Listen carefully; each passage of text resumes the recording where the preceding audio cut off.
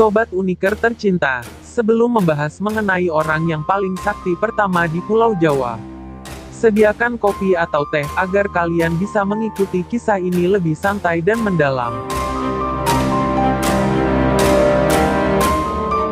Ternyata orang yang paling sakti pertama di Pulau Jawa adalah Aji Saka.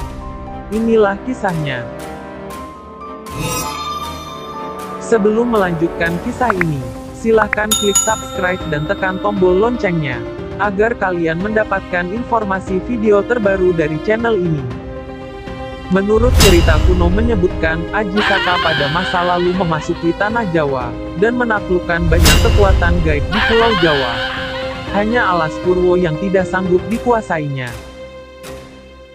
Aji Saka merupakan salah satu tokoh penting, yang menjadi cikal bakal raja di tanah Jawa. Lalu siapakah sebenarnya Aji Saka itu?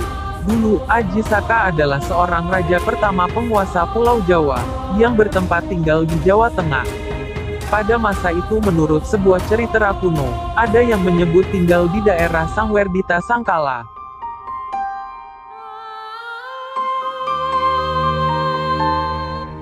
Aji Saka, berdasarkan beberapa sumber, dikisahkan aslinya berasal dari India, kemudian datang ke Pulau Jawa.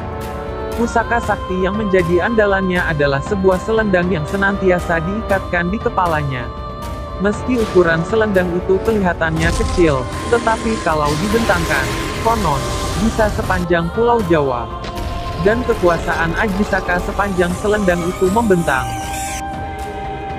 Aji Saka mendapatkan wahyu Surya Loka atau wangsit untuk membentuk kerajaan, sehingga anak keturunannya akan menjadi raja, sebagai penerusnya.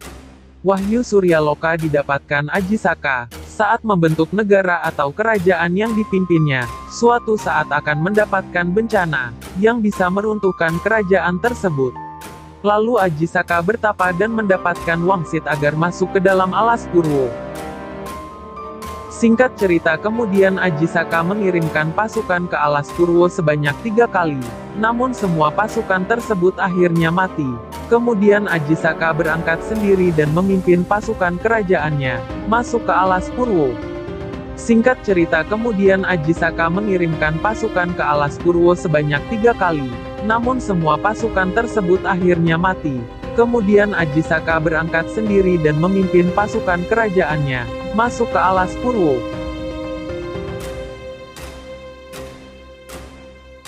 Setelah sampai di Alas Purwo tepatnya di dekat pantai, semua pasukan Aji Saka menghilang, hanya Aji Saka sendiri yang masih hidup. Lalu Aji Saka masuk ke dalam Alas Purwo dan kemudian bertemu dengan Surya Dharma atau biasa dikenal dengan nama Batara Wisnu yang sedang menjelma menjadi manusia. Batara Wisnu menyarankan Aji Saka supaya tidak masuk ke Alas Purwo. Aji Saka disarankan sebelum masuk Alas Purwo disuruh masuk ke Alas Ketonggo.